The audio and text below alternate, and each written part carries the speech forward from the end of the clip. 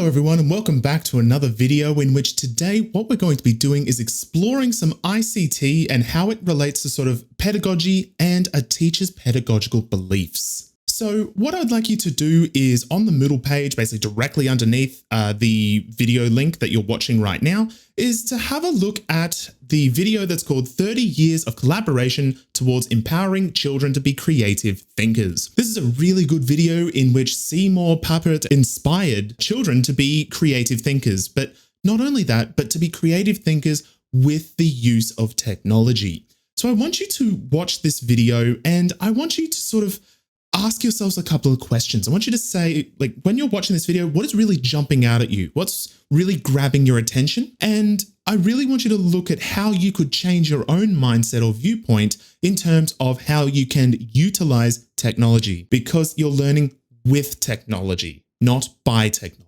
Now, what I want to do here is just discuss three very brief learning theories with you. So behaviorism, cognitism, and constructivism. So behaviorism, what this essentially is an association between a stimulus and a response that essentially leads to a change in behavior. So a good example of this is like if I was to just throw a flashcard that says, what is 5 times 2? Okay. And the instant response will be 10. So this is basically there is a stimulus and a trained behavioral response. So if any of you have heard Pavlov's theory, this is basically a type of behaviorism in which he demonstrated being able to get his dogs to salivate without any physical stimulus. So he would ring a bell and then feed his dogs. And of course, when you smell food or look at food, your body is going to produce saliva. Now, he did this over a series of weeks until one time he rang the bell, but there was no food in the room. And what that demonstrated was that he had trained his dogs to produce a physiological response, even though there was no stimulus for food, only that bell. Now, the next one is cognitism. What this is that essentially it's understanding something as a whole. So what that means is that let's say you've got one main topic and you break it down into smaller chunks and then show how all of those smaller chunks tie in together. So for instance, you could look at, say, a house, but that house is built up of many different bricks. So you look at each of those bricks individually, but when you bring it all together, you see the grand picture, which is the house as a whole. Now, when we're looking at sort of a single brick versus looking at, say, an entire house, what we're essentially saying here is that you take that information and the student is processing that information and is relating it to information that they already know. So taking that info and sort of building on top of it. Now, the last one is constructivism, and this is building your knowledge and understanding based upon pre-existing knowledge or pre-existing framework and expanding upon it and sort of going more in depth. And you're sort of intertwining it with the students' sort of own experiences or own knowledge that they've acquired themselves. And a good example of this would be, say, a research project. So let's say if you've got sort of a general science course and you are sort of teaching several things to the students, and then you tell the students to choose any one of those main topics and research and investigate it further. So what the students are doing is sort of taking that sort of baseline knowledge that has been taught either in previous years or in, previous weeks in some cases, and then taking that and doing their own sort of student-led research to understand that content better. So when we're looking at TPAC, we can also sort of tie this to some of these learning theories and sort of look at the relationship between the two. So for instance, you can have a look at sort of this more behavioralist and cognitivist sort of perspective in which, you sort of use this software to basically directly instruct or directly communicate to a student. And an example of that would say like mathletics or sort of direct instruction, say via sort of math tutorial programs, that sort of thing. Whereas you can sort of zoom out a little bit more and look at it more of sort of a constructivist perspective. And this is where students will construct and learn their own knowledge based upon what they are seeing and what they are learning in real time.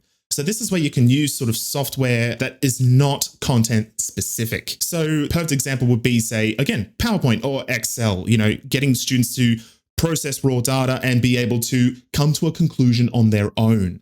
Okay, that sort of thing, and using Excel to facilitate that is not sort of a direct instruction. So again, what I want you to do is start thinking about your own learning theory. Because when we're looking at these different learning theories in terms of like behaviorist or constructivist, these sorts of things, there's no right or wrong answer.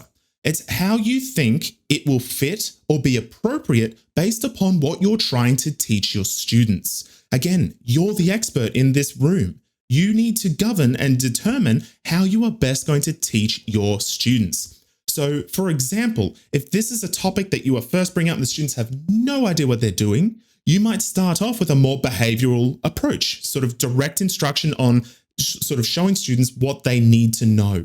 And then transitioning to a more constructivist point where you go, okay, I've given you the essentials. Now I want you to use that knowledge and build upon it and expand upon it. So again, what are you trying to get the students to do and learn? So you might say use an online quiz. You might use a simulation. You might use a video game of some sorts. What tool are you trying to use to support your learning pedagogy? Now, a big thing here in terms of your learning pedagogy is the teacher's beliefs. So what research has essentially found is that the teacher's belief in terms of how technology can be applied and integrated within their sort of teaching practices, and it also showed how they used it. So for instance, if we look at the top example, Teacher Cross, their belief was that technology was just used to deliver content and help reinforce skills. So it's basically just to help supplement what the teacher is doing in terms of a more behavioralist or direct instructional route.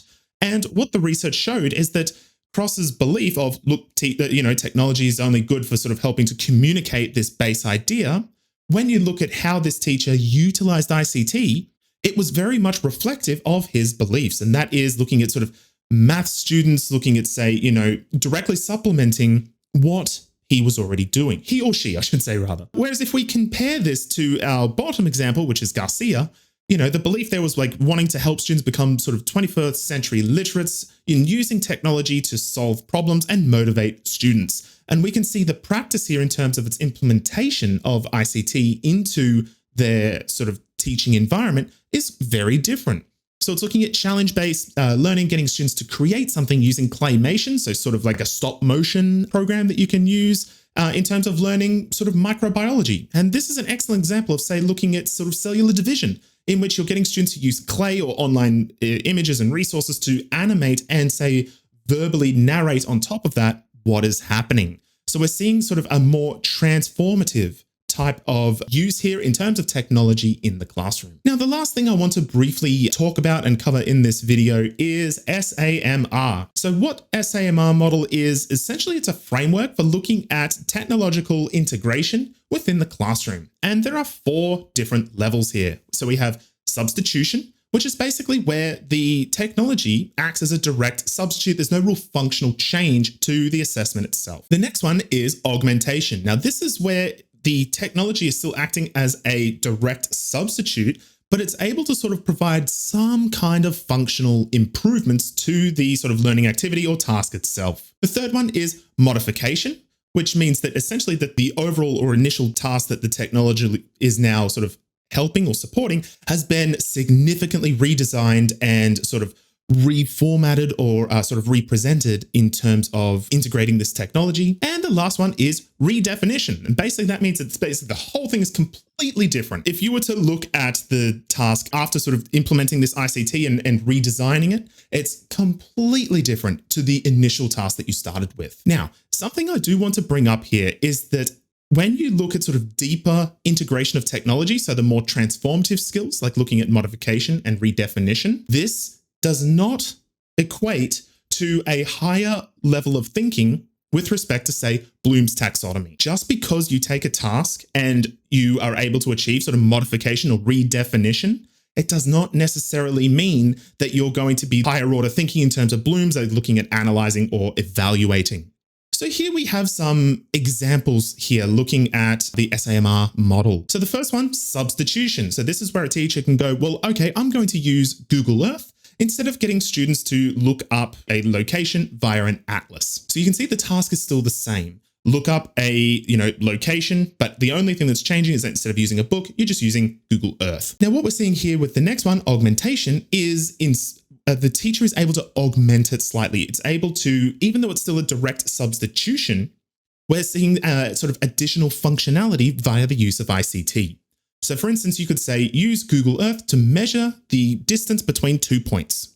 Now you could still do that using an atlas, okay, using sort of calipers or using a ruler, but it's a lot easier and a lot more accurate to use Google Earth. The next one, looking at modification.